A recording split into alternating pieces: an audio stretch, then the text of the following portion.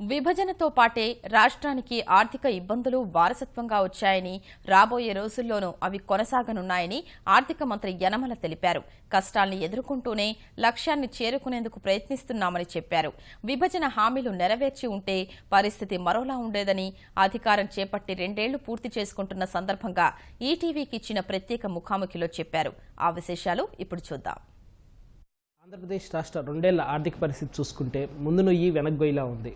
ఓవైపు అవసరాలు పెరుగుతుంటే అందుకు తగ్గట్టు ఆదాయం మాత్రం పెరగటం లేదు. అలాగే 58% జనాభా ఉన్న రాష్ట్రం కేవలం 50% ఆదాయంతోనే నెట్టుకు రావాల్సిన పరిస్థితి ఉంది. కేంద్రం నుంచి వచ్చే సహకారం కూడా అంతంత మాత్రంగానే ఉంది. ఇలాంటి క్లిష్ట పరిస్థితుల్లో గత 2 ఏళ్లుగా రాష్ట్రాన్ని ఎలా నెట్టుకు వచ్చారు, మున్ముందు రోజుల్లో రాష్ట్రాన్ని ఏ విధంగా నడిపించబోతున్నారని తెలిపేందుకు మనతో ఆర్థిక శాఖ మంత్రి యనమల రామకృష్ణుడు గారు ఉన్నారు. ఆయన అడిగి మరిన్ని వివరాలు తెలుసుకుందాం. సార్, యనమల గారు నమస్కారం. సార్ నమస్తే సార్, రాష్ట్ర విభజన తేదీ నాటికి ఇప్పటికీ కనుక పరిస్థితులు చూసుకుంటే మన రాష్ట్ర ఆర్థిక పరిస్థితి ఏంటంటారు? ఇప్పటికీ కూడా ఈ 2 సంవత్సరాల్లో కూడా ఆర్థిక పరిస్థితి క్లిష్టమైనటువంటి పరిస్థితే. ఎంచేతంటే మన ఆంధ్రప్రదేశ్ ఏర్పడడమే కష్టాల్లో ఏర్పడింది. కష్టాలతో పాటు కూడా నష్టాలు కూడా ఉన్నాయి. నష్టాలతో పాటు ఆర్థికపరమైనటువంటి లోటు కూడా ఉంది. ఇవన్నీ కూడా మనం చూస్తే ఏదైతే బైఫర్కేషన్ అయిందో ఆ బైఫర్కేషన్ వల్ల వచ్చినటువంటి ఈ కష్టాలు, ఈ నష్టాలను సో వీటిని భర్తీ చేసుకోవడానికి కొంత టైం పడుతుంది. కాకపోతే ఇప్పటికే మనం గవర్నమెంట్ ఏర్పడి కానీ లేకపోతే రాష్ట్రం ఏర్పడి కానీ 2 సంవత్సరాలు అయింది. ఈ 2 సంవత్సరాలు కూడా మనకు ఉండేటువంటి క్లిష్టమైనటువంటి పరిస్థితిలో ఈ కష్టాలను ఎదుర్కొంటూ మనం ఉన్నటువంటి గోల్ని సాధించాలనేటువంటి ప్రయత్నం చేస్తూ ఉన్నాం. దానికి రాష్ట్రం ఇబ్బందికరమైనటువంటి పరిస్థితిలోనే ఉంది. ఆ రోజు ఈ రోజు కూడా ఈ 2 సంవత్సరాలు కూడా ఆర్థిక పరిస్థితి చూస్తే ఆనాడు 14-15 ఏ సంవత్సరం అయితే బైఫర్కేషన్ అయిందో బైఫర్కేషన్ అయినటువంటి సంవత్సరంలో చాలా ఇబ్బందికరమైన పరిస్థితి వచ్చింది. ఎందుకంటే ఆ రోజు చట్టంలో కానీ అదేవిధంగా పార్లమెంట్లో కానీ ఇచ్చినటువంటి హామీలు నెరవేర్చుంటే పరిస్థితి ఒకలాగా ఉన్నాం. హామీలు పూర్తిగా నెరవేర్చలేదు కాబట్టి హామీలు ఎప్పుడైతే పూర్తిగా నెరవేర్చలేదో భారం అంతా కూడా రాష్ట్ర ప్రభుత్వం మీద పడింది. ఎంచేతంటే మనం చూసినట్లయితే 14-15లో మనకు రెవెన్యూ డెఫిసిట్ దాదాపు 16,000 కోట్ల రూపాయలు పైచిలుకు ఉందనేటువంటిది మనం కాదు, ఆ రోజు ఉన్నటువంటి రాష్ట్రపతి పరిపాలనలో గవర్నర్ గారు కేంద్ర ప్రభుత్వానికి తెలియపరిచాడు. అది మాకు భర్తీ చేయమని కూడా ఆయన అడగడం జరిగింది. ఇంచుమించు చట్టంలో కూడా ఏదైతే రిసోర్సెస్ గ్యాప్ ఉంటుందో ఆ గ్యాప్ను కూడా మేము భర్తీ చేస్తామనేటువంటి రీతిలో చెప్పారు. అయితే గత సంవత్సరం మేము దాదాపు 17,000 కోట్ల రూపాయలు అప్పు తెచ్చాము. అంచేత మనం ఈ లోటును భర్తీ చేసుకోవడానికి అప్పు తీసుకురావాల్సినటువంటి అవసరం ఉంది. ఒకవేళ ఈ లోటుగా ఆ రోజున భర్తీ చేసి ఉన్నట్లయితే మనం ఆ 17,000 కోట్లు అప్పు చేయవలసినటువంటి అవసరం లేదు. అంచేత మన కమిట్మెంట్ కూడా చూస్తే విపరీతమైనటువంటి కమిట్మెంట్ చేశాం. మేము ఈ రోజున చెప్పినవి కావు. ఆ రోజున చంద్రబాబు నాయుడు గారు పాదయాత్ర చేసినప్పుడు ఇచ్చినటువంటి హామీలన్నీ కూడా ఎలక్షన్స్ వచ్చినప్పుడు మేనిఫెస్టోలో పెట్టాం. ఆ మేనిఫెస్టోలో పెట్టినటువంటి హామీలన్నీ కూడా ఈ లోపల మనకి బైఫర్కేషన్ జరిగింది. అంచేత బైఫర్కేషన్ జరిగిన తర్వాత రాష్ట్రం విడిపోయిన తర్వాత మనకు వచ్చినటువంటి రెవెన్యూస్ తక్కువ వచ్చాయి. మన పాపులేషన్ 58% పాపులేషన్ అయితే మనకు రెవెన్యూస్ వచ్చింది 42%, 43% రెవెన్యూస్ వచ్చాయి. అంచేత దానివల్ల కూడా గ్యాప్ ఎక్కువ ఏర్పడింది, కష్టం కూడా పెరిగింది ఒక రోజుకు ఆ రోజు. అంచేత ఇవన్నీ కూడా పోడ్చాలనుకున్నప్పుడు మనకు ఆ రోజున హామీ ఇచ్చినటువంటి రెవెన్యూ డెఫిసిట్, అదేవిధంగా మిగతా ఇండస్ట్రియల్ ఇన్సెంటివ్స్ కానీ అదేవిధంగా స్పెషల్ స్టేటస్ కానీ ఇవ్వాలనేటువంటి మన యొక్క వాదన, అదేవిధంగా మన విజ్ఞప్తి కూడా కేంద్ర ప్రభుత్వానికి. రీసెంట్గా ముఖ్యమంత్రి గారు కూడా ప్రధానమంత్రిని కలిసి చెప్పినప్పుడు కూడా మేము సానుకూలంగానే స్పందిస్తామనేటువంటి రీతిలో ఆయన కూడా మాట్లాడడం జరిగింది. ఏమవుతుందో వేచి చూడాలి. అయితే గత సంవత్సరం 17,000 కోట్లు అప్పు తెచ్చి ఇవన్నీ కార్యక్రమాలన్నీ చేయగలిగాం. అంచేత ఇచ్చినటువంటి హామీలన్నీ కూడా 100% నెరవేర్చాం. ఇవ్వనటువంటి హామీలను కూడా చేయగలిగాము. ఎంచేతంటే ఇక్కడ పట్టిసీమ ఒకటి అడిషనల్గా ఇచ్చింది. మేము హామీ ఇవ్వలేదు ఆ రోజు, మేనిఫెస్టోలో లేనిది కూడా పట్టిసీమ చేపట్టాము. అది దాదాపు 1,300 కోట్ల రూపాయలు. అదేవిధంగా మీకు హార్టికల్చర్ వాళ్ళ రైతులకు కూడా ఏదైతే రుణమాఫీ అన్నామో, డెట్ రిడమ్షన్ అన్నామో అది కూడా మేము అడిషనల్గా చేసినటువంటి కార్యక్రమం. ఇట్లా చాలా కార్యక్రమాలు మనకి చంద్రన్న కానుక ఇటువంటి కార్యక్రమాలని చాలా ఏదైతే ఆ రోజున మేము ఇచ్చినటువంటి హామీల కంటే అదనంగా చేసినటువంటి కార్యక్రమాలు ఉన్నాయి. దానివల్లే కొంత ఆ సంవత్సరం మొదటి సంవత్సరం చాలా ఇబ్బందికరమైనటువంటి పరిస్థితి ఉంది. దాన్ని ఏదో విధంగా అధిగమించాం అప్పుల ద్వారా. ఈ సంవత్సరం కూడా చూస్తే 15-16 సంవత్సరంలో కూడా దాదాపు 24,000 కోట్ల రూపాయల వరకు కూడా అప్పు తీసుకురావడానికి సిద్ధపడవలసి వచ్చింది. ఏం చేతంటే మనకు ఉండేటువంటి ఈ ఫిస్కల్ పారామీటర్స్ అన్నింటిలో కూడా మనం చూస్తే అన్నీ కూడా మనం ఇబ్బందికరమైనటువంటి పరిస్థితిలో ఉన్నాం. అంచేత ఇవన్నీ ఉన్నప్పటికీ కూడా మనకి ఖర్చు కూడా ఎక్కువ ఉంది. ఏం చేతంటే లాస్ట్ ఇయర్ మనం చూస్తే 1,03,000 కోట్ల రూపాయలు, 4,000 కోట్ల రూపాయలు మనం బడ్జెట్ పెట్టుకుంటే దాదాపు 1,07,000 కోట్ల రూపాయల వరకు మనకు ఖర్చు అయింది. అదేవిధంగా ఈ సంవత్సరం చూస్తే మనం అదే పరిస్థితిలో ఉన్నాం. అంచేత ఖర్చు ఎక్కువ అవుతుంది. ఎప్పుడూ లేదు, ఏ ప్రభుత్వానికి కూడా బడ్జెట్ కంటే తక్కువ అవుతుంది తప్ప ఎక్కువ ఖర్చు చేయడం అనేటువంటిది లేదు. అందులో క్యాపిటల్ ఎక్స్పెండిచర్ కూడా మనం ఎక్కువ ఖర్చు పెట్టాం. దాదాపు 6,000 కోట్ల రూపాయల వరకు పైచీలకు లాస్ట్ ఇయర్ క్యాపిటల్ ఎక్స్పెండిచర్ పెడితే 9,000 కోట్లు పైనుంచి ఖర్చు పెట్టాం. అడిషనల్ ఎక్స్పెండిచర్ కూడా ఇరిగేషన్ వల్ల కానీ మిగతా కొన్ని స్కీముల వల్ల కానీ చూస్తే 10,000 కోట్ల రూపాయలు అదనంగా ఖర్చు పెట్టాం, బడ్జెట్ కంటే అదనంగా లాస్ట్ ఇయర్. ఇవన్నీ చేయడానికి కారణం ఏంటంటే మనం ఒక ఇంప్రెషన్ ఇవ్వాలి, రాష్ట్రంలో దేశంలో కూడా ఒక ఇంప్రెషన్ ఇవ్వాలి. మన కష్టాల్లో ఉన్నప్పటికీ కూడా ప్రజలు ఒక మంచి సద్బుద్ధితోటి మనల్ని ఎన్నుకున్నారు కాబట్టి నమ్మకం ఉంచి ఎన్నుకోవడం జరిగింది. ఈ పార్టీ వస్తేనే మనకి ఈ యొక్క రాష్ట్రం బాగుపడుతుంది అనేటువంటి నమ్మకం, ఈ లీడర్ వస్తేనే నమ్మకం, మా అధికారంలోకి వస్తేనే బాగు చేస్తారనేటువంటి నమ్మకం ఉంది. కాబట్టి ఆ నమ్మకాన్ని వమ్ము చేయకుండా ఉండాలంటే మనం కష్టపడినా అప్పు తెచ్చైనా రాష్ట్రాన్ని బాగు చేయాలనేటువంటి ఉద్దేశంతో మనం బిగినింగ్ చేసాం లాస్ట్ ఇయర్. ఈ సంవత్సరం కూడా అదే పరిస్థితి ఉంటుంది. అందుకని ఈ సంవత్సరం కొద్దిగా కేంద్ర ప్రభుత్వాన్ని ఆదుకోవాలనేటువంటిది పదే పదే చెప్తూ ఉన్నాం. వాళ్ళు కానీ సరైన సమయంలో ఆదుకోగలిగినట్లయితే కొంతవరకు రిలీఫ్ వస్తుంది. సరే, ఇటీవల ఏదైతే ముఖ్యమంత్రి గారు ఢిల్లీ వెళ్ళి ప్రధానమంత్రి గారిని కలిసి వచ్చారో సానుకూల వాతావరణం అది ఏర్పడిందన్నారు. కానీ ఇప్పుడు తాజా పరిస్థితి కనుక చూస్తే దాదాపు మనకున్న రెవెన్యూ లోటు 16,000 కోట్లలో 6,000 కోట్లతో మాత్రమే సరిచెప్పేటట్టున్నారు. దాదాపు 10,000 కోట్ల రూపాయల వరకు మనకి కొర్రీ పెట్టే పరిస్థితి కనిపిస్తుంది. అలాగే విభజన హామీలు కూడా ఏదైతే ప్రత్యేక హోదా కానీ ఇతర అంశాలు కానీ నెరవేర్చే పరిస్థితులు అయితే కనిపించట్లేదు. దీన్ని మున్ముందు ఎలా చూడగలుగుతారు?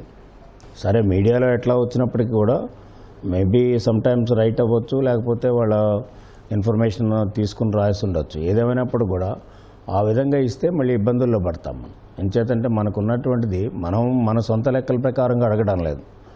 ఆ రోజున మనం ప్రభుత్వంలో తెలుగుదేశం ప్రభుత్వం రానుముందే గవర్నర్ పరిపాలనలో, రాష్ట్రపతి పరిపాలనలో ఆ 16,000 కోట్లు కావాలనేటువంటిది రాశారు వాళ్ళు. అంచేత మేము వచ్చిన తర్వాత దాన్ని రిపీట్ చేసాం తప్ప మళ్ళీ మేము అడిషనల్గా మా సొంత లెక్కలు చేయలేదు. అదేవిధంగా రెండవది వచ్చేటప్పటికి మనం చూసినట్లయితే అందుకనే కేంద్ర ప్రభుత్వంలో ఒక పద్ధతి ఉంది. ఎప్పుడైనా లెక్కలు కావాలనుకున్నప్పుడు సిఏజీ బేస్ తీసుకుంటారు. స్టేట్ గవర్నమెంట్లు బేస్ చేసుకోకపోవచ్చు, లేకపోతే ఎవరైనా చెప్పింది బేస్ చేసుకోకపోవచ్చు. సిఏజీ అనేటువంటిది కేంద్ర ప్రభుత్వం యొక్క ఇన్స్టిట్యూషన్. వాళ్ళు ఆడిట్ చేసినప్పుడు వాళ్ళు తేల్చినటువంటిది ప్రకారంగా మేము ఇస్తామని ఒకసారి జైట్లీ గారు చెప్పారు. సిఏజీ చేసిన ప్రకారంగా మేము చేస్తామని. సిఏజీ కూడా ఐడెంటిఫై చేసి దాదాపు 15,000 కోట్ల రూపాయల వరకు ఉండొచ్చు అనేటువంటి వాళ్ళు ఉన్నదనేటువంటిది వాళ్ళు కూడా చెప్పారు. అంచేత ఈ 15 సిఏ చెప్పిన అమౌంట్ అనే ఇమ్మనేటువంటిది మన రిక్వెస్ట్. అంచేత మీడియాలో ఎట్లా వచ్చినప్పుడు కూడా మన రిక్వెస్ట్ అనేది ఇట్స్ ఏ కంటిన్యూస్ ప్రాసెస్. సరే, అలాగే ఈ పోలవరం ప్రాజెక్టుకు సంబంధించి కేంద్రం నుంచి నిధులు అంతంత మాత్రమే వస్తున్నాయి, కానీ మనం మాత్రం సొంత డబ్బులు ఖర్చు పెట్టుకుంటూ వెళ్తున్నాం. రీఎంబర్స్మెంట్ అది వస్తుందని ఆశ అది ఉందంటారు? పోలవరంకి మా ప్రభుత్వం రానుముందే కొంతవరకు కూడా ఖర్చు పెట్టారు. ఆ అమౌంట్ దాదాపు 5,000 కోట్ల దగ్గర ఉంది. ఈ గవర్నమెంట్ వచ్చిన తర్వాత కూడా మళ్ళీ ఖర్చు పెట్టాం. దానికి దాదాపు వాళ్ళు కొంతవరకు ఇచ్చారు. 2,000 కోట్ల నుంచి 3,000 కోట్ల వరకు ఇచ్చారు. దాన్ని కూడా ఖర్చు పెడుతున్నాం. Polavaram project left branch canal కానీ రైట్ బ్రాంచ్ కెనాల్ కానీ పోలవరం ప్రాజెక్టు మనకి 2018కి రావాలి, కంప్లీట్ అవ్వాలనేటువంటిది మన యొక్క ప్రయత్నం. ఎంతవరకు అవుతుందో వేచి చూడాలి. అయితే ప్రయత్నం అయితే జరుగుతుంది, పని కూడా జరుగుతుంది. దానికి కావాల్సినటువంటి నిధులు అప్పుడప్పుడు ఇస్తూనే ఉన్నారు. మొన్న కూడా కొంత అనౌన్స్ చేశారు. అయితే మనం అనేది ఏంటంటే వాళ్ళు యాక్ట్లో ఇది ఒక నేషనల్ ప్రాజెక్ట్గా పెట్టారు. నేషనల్ ప్రాజెక్ట్గా పెట్టినప్పుడు ఉన్నటువంటి నామ్స్ ప్రకారంగా నేషనల్ ప్రాజెక్ట్ అంతా కూడా వాళ్ళే భరాయించాలి, ఖర్చు అంతా కూడా. అంచేత వాళ్ళు భరాయిస్తామని చెప్తున్నారు, భరాయించమని చెప్పడం లేదు.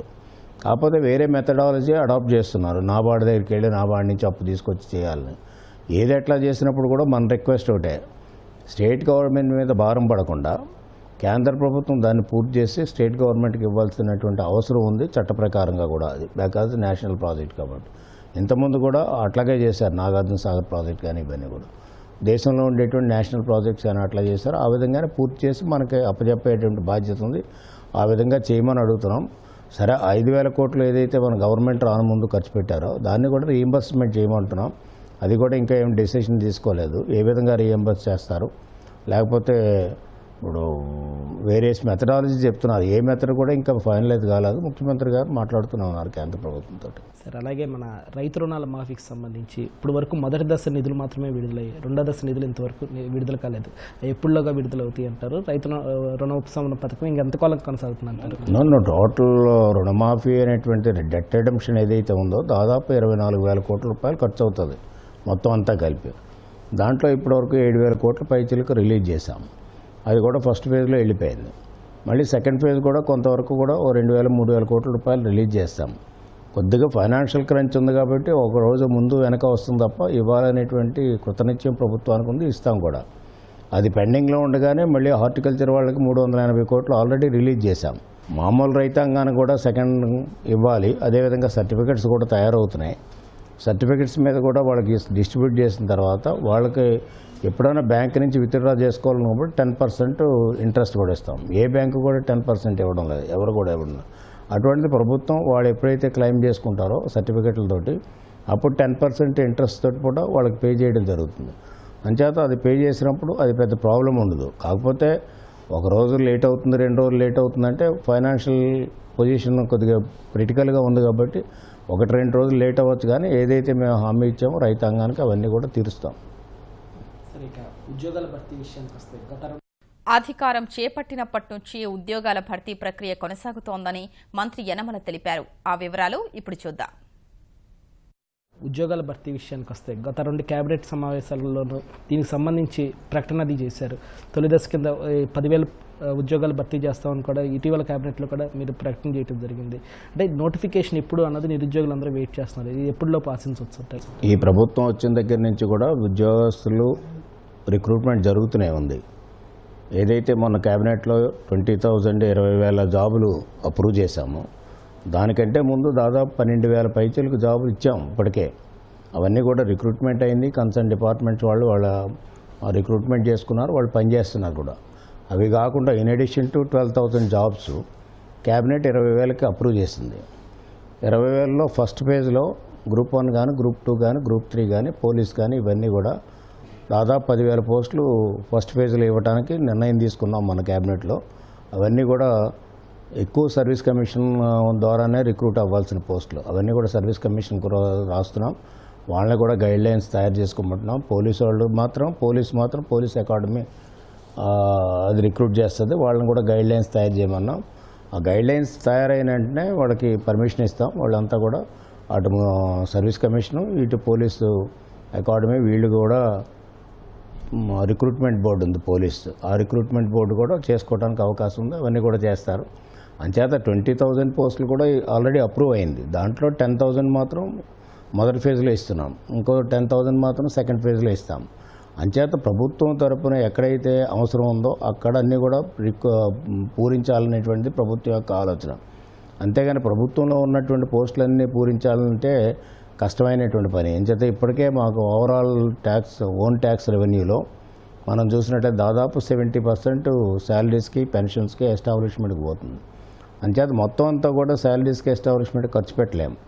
అంచేత మనం చూసినట్లయితే ఇది ఒక విధమైనటువంటి ఎక్కడైతే అవసరం ఉందో గవర్నమెంట్ పోస్టులు అక్కడ ఫిలప్ చేయడానికి నిర్ణయం తీసుకుంది కేబినెట్. ఆ ప్రకారంగానే పూర్తి చేస్తాం. సరే, అలాగే ఈ ఉద్యోగాలకు సంబంధించి ప్రైవేట్ సెక్టార్లో కూడా పెద్ద ఎత్తున ఉద్యోగాలు రావాలంటే రాష్ట్రానికి ప్రత్యేక హోదా తప్పనిసరి అనే డిమాండ్ కూడా పెరుగుతుంది. ఇది ఎంతవరకు నిజం అంటారు? అంటే అది కరెక్ట్ కాదు. వాదన తెలియక చేసేటువంటి వాదన. స్పెషల్ స్టేటస్కి ఇండస్ట్రీస్ రావడానికి సంబంధం లేదు. ఒకప్పుడు స్పెషల్ స్టేటస్ ఉన్నటువంటి స్టేట్స్కి ఇండస్ట్రియల్ ఇన్సెంటివ్స్ ఇచ్చేవారు. అవి 2014లోనే అది స్టాప్ చేశారు, డీలింక్ చేశారు స్పెషల్ స్టేటస్ని, అదేవిధంగా ఈ యొక్క మన ఇండస్ట్రియల్ ఇన్సెంటివ్ని. అంచేత స్పెషల్ స్టేటస్ వస్తేనే ఇండస్ట్రీస్ వస్తాయనేటువంటి వాదన కరెక్ట్ కాదు. అలా అని స్పెషల్ స్టేటస్ ఇవ్వకుండా ఉండకపోవడం కూడా కరెక్ట్ కాదు. అంచేత మేము స్పెషల్ స్టేటస్ కావాలంటున్నాం. వస్తే ఏంటంటే కొంతవరకు మనకి ఇన్వెస్ట్మెంట్స్కి ఈజీ అవుతుంది, ప్రాజెక్ట్స్, వేరియస్ ప్రాజెక్ట్స్. అంచేత ఇండస్ట్రియల్ ఇన్సెంటివ్స్కి స్పెషల్ స్టేటస్కి ఇప్పుడు ప్రస్తుతం యాజ్ ఆన్ టుడే సంబంధం లేదు. పాతవి ఏమైనా ఉంటే అది కంటిన్యూ చేయొచ్చు, కానీ ఇప్పుడు కొత్త వాటికి లింక్ పెట్టలేదు, డీలింగ్ చేశారు స్పెషల్ స్టేటస్కి, ఇండస్ట్రియల్ ఇన్సెంటివ్స్కి.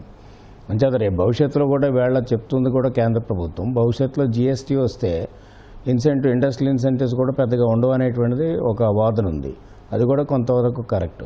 అంచేత ఇప్పుడు మనం వీలైనంత వరకు కూడా త్వరగా మనం ఇండస్ట్రియల్ ఇన్సెంటివ్స్ తెచ్చుకోవాలి, స్పెషల్ స్టేటస్ తెచ్చుకోవాలి. దానికే ముఖ్యమంత్రి గారు ప్రయత్నాలు చేస్తున్నారు. చూద్దాం ఏమవుతుందో. సరే, అలాగే రాష్ట్రంలో గృహ నిర్మాణ పథకానికి సంబంధించి చూసుకుంటే తెలుగుదేశం ప్రభుత్వం ఒకప్పుడు గృహ నిర్మాణ పథకాన్ని ఎంతో ప్రతిష్టాత్మకంగా చేపట్టింది. కానీ ఈ రెండోసారి ఇప్పుడు ఏదైతే అధికారంలో ఉన్నారో ఈసారి మాత్రం అది అంతగా సాగటం లేదు. ఎందుకంటారు కారణాలు అవి? అంటే already GOM group of ministers 2-3 సార్లు క్లియర్ చేశాం. రూరల్ హౌసింగ్లో దాదాపు 2 లక్షల ఇల్లు ఇవ్వాలని, ఒక్కొక్క ఇల్లు 2,75,000 రూపాయలు చొప్పున ప్రభుత్వమే కట్టించివ్వాలని. అది కాంట్రాక్ట్ డ్రివెన్, అంటే ప్రభుత్వం కట్టించి ఇవ్వాలి, వాళ్ళు మంచి హౌస్లో ఉండాలి, 2 రూములు ఒక వరండా ఉండాలనేటువంటిది ఆల్రెడీ డిసైడ్ చేసాం. అది ఫైనలైజ్ అయింది. అర్బన్ హౌసింగ్ కూడా దాదాపు 1,95,000 వరకు కూడా అర్బన్ హౌసింగ్ కూడా కేంద్ర ప్రభుత్వం షేర్ తోటి మనం కూడా శాంక్షన్ చేసాం. సరే, దాంట్లో కొంతమంది ఏంటంటే ఇది బెనిఫిషరీ కట్టుకోవాలనేటువంటి ఒక వాదన జరుగుతుంది. బెనిఫిషరీ కట్టుకున్నట్టయితే కొంతవరకు తగ్గుతుంది. అంటే బెనిఫిషరీ కట్టుకునే విధంగా ఆల్రెడీ జిఓఎం క్యాబినెట్కి రికమెండ్ చేసింది. రేపు క్యాబినెట్కి వస్తుంది. అది ఫైనలైజ్ అయితే హౌసింగ్ రూరల్ ఏరియాలోనే అర్బన్ ఏరియాలోనే టేక్ ఆఫ్ అవుతుంది. సరే, అలాగే ఇప్పుడు ఉన్న ఉద్యోగులకు సంబంధించి తరలింపుకు సంబంధించి వాళ్ళకి మౌలిక సదుపాయాల కల్పన ఇతర అంశాలకు కూడా మీరు కమిటీ చైర్మన్గా ఉన్నారు. ఇప్పుడు రీసెంట్గా పరిస్థితి చూస్తే వాళ్ళు సిఎస్ని కలిసి మరో 2 నెలల సమయం కావాలి, ఇప్పుడు వచ్చే పరిస్థితి లేదంటున్నారు. దీని సమస్యను ఎలా పరిష్కరిస్తారు? ఎవరైతే ఆఫీసర్స్ ఉన్నారో లేకపోతే మినిస్టర్స్ ఉన్నారో అకామిడేట్ చేయడానికి పనిచేస్తారు, రెసిడెన్షియల్ అకామిడేషన్. దానికి సంబంధించినంత వరకు క్యాబినెట్ సబ్ కమిటీ, అఫీషియల్కి సంబంధించినంత వరకు జవహర్ రెడ్డి, తర్వాత శ్యాంబాబు, వీళ్ళంతా వాళ్ళ కమిటీ కూడా చాలా వరకు ఫైనలైజ్ చేశారు. అంటే బేసిక్గా అఫీషియల్స్ కానీ లేకపోతే ఎంప్లాయీస్ కానీ లేకపోతే మేము కానీ తెలుసుకోవాల్సినటువంటిది సెపరేట్ రాష్ట్రం ఏర్పడింది. సెపరేట్ రాష్ట్రం ఏర్పడిన తర్వాత ఈ రాష్ట్రానికి సంబంధించినటువంటి ఉద్యోగస్తులు కానీ ఈ రాష్ట్రానికి సంబంధించిన మిషనరీ కానీ అంతా కూడా షిఫ్ట్ అవ్వాల్సినటువంటి అవసరం ఉంది. అది జూన్లో అవుతారా, జూలైలో అవుతారా, ఆగస్టులో అవుతారా అనేది అది వేరే విషయం. సో ఇక్కడ గవర్నమెంట్లో పనిచేస్తూ నేను తెలంగాణలో ఉంటానంటే అది సరి అయినటువంటి విషయం కాదు. అంచేత ఒక లేట్ అయినప్పుడు కూడా వాళ్ళ ఫెసిలిటీస్ క్రియేట్ చేయాలి, తప్పదు.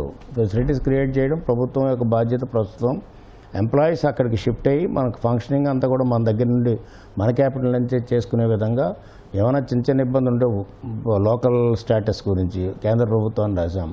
అది తెచ్చుకుంటే లోకల్ స్టూడెంట్స్ అందరికీ కూడా లోకల్ స్టేటస్ ఉంటుంది. ఇటువంటి అన్నీ కూడా అడ్డల్స్ అన్నీ కూడా ఒకటి చేసుకుంటూ వస్తున్నాం. కాబట్టి ఎంప్లాయీస్ కూడా గవర్నమెంట్ కోఆపరేట్ చేయమని అడుగుతున్నాం. అంచేత ఎట్టి పరిస్థితుల్లో మేము ఇక్కడ పని చేయాల్సిందే, వేళ కాబట్టి రేపటి నుంచైనా. సరే, ఆఖరిగా మొత్తం మీద ఈ 2 ఏళ్ల పాలన కనుక చూసుకుంటే ప్రభుత్వం పూర్తిగా విఫలమైందని చెప్పి, అసలు ఎట్టి పరిస్థితుల్లోనూ ప్రభుత్వం కొనసాగే అవకాశం కూడా లేదని చెప్పి ప్రతిపక్షాల నుంచి తీవ్ర విమర్శలు వస్తున్నాయి. ఆఖరికి తీవ్ర రాజకీయ విమర్శలు కూడా వాడివేడి విమర్శలు పుంజుకున్నాయి. దీనికి మీ సమాధానం అది ఏంటంటే? ఈ రోజున ఏ స్కీమ్ బాగోలేదో చెప్పమంటున్నాం. ఫలానా స్కీమ్ ఓకే, పట్టిసీమ బాగోలేదా? పట్టిసీమ బాగోలే, పట్టిసీమ వల్ల దాదాపు అక్కడ ఉన్నటువంటి 7 జిల్లాలు లబ్ధి పొందుతున్నాయా లేదా? దాన్ని అనలైజ్ చేసి చెప్పాలి తప్ప ప్రతిపక్షం ఊరికే పట్టిసీమ కట్టడానికి వీల్లేదు, దీంట్లో అవినీతి ఉంది, అదే కట్టడానికి వీల్లేదంటే అక్కడంటే మళ్ళీ రాయలసీమ అంతా కూడా ఎడారిలో మారాలనేటువంటి ప్రతిపక్ష నాయకుల యొక్క ఆలోచన అయ్యి ఉండొచ్చు. ఆ ఆలోచనకు మేము చెవును పట్టించుకుంటలే. అంచేత ఏంటంటే ఇప్పుడు ఉన్నటువంటి పట్టిసీమ కానీ ఇంకో కార్యక్రమం చేసినప్పుడు కూడా ఏ కార్యక్రమం అప్పుడు కూడా కిట్టీలో డబ్బులు లేకపోయినప్పుడు కూడా జగనలో డబ్బులు లేకపోయినా కానీ ఇస్తున్నాం. ఈనాడు దాదాపు 5,000 కోట్ల నుంచి 6,000 కోట్ల వరకు కూడా పెన్షన్స్కి ఇస్తున్నాం. 42 లక్షల మందికి ఇస్తున్నాం. ఇవ్వద్దంట అది చెప్పాలి, లేకపోతే దీంట్లో బాగాలేదా? ఈనాడు పైసా కూడా వృధా కాకుండా మొత్తం డైరెక్ట్గా అమౌంట్ అంతా ఇస్తున్నాం, ఎక్కడ అవినీతి లేకుండా ఇస్తున్నాం. దీంట్లో ఎక్కడ తప్పు ఉంది? అట్లాగే రైతులకి రుణమాఫీ అన్నాం, నువ్వేదో 86,000 కోట్ల రూపాయలు ఇవ్వాలంటావు. నీ లెక్కలను బట్టి బేస్ చేసుకుని ప్రభుత్వం ఇవ్వదు కదా. ప్రతిపక్ష నాయకులు లెక్కలు చేసుకుని ఎస్ఎల్బి ఇచ్చిన రిపోర్టు మొత్తం అంతా కలిపి 86,000 కోట్లు వాళ్ళు లోన్ ఇస్తారు.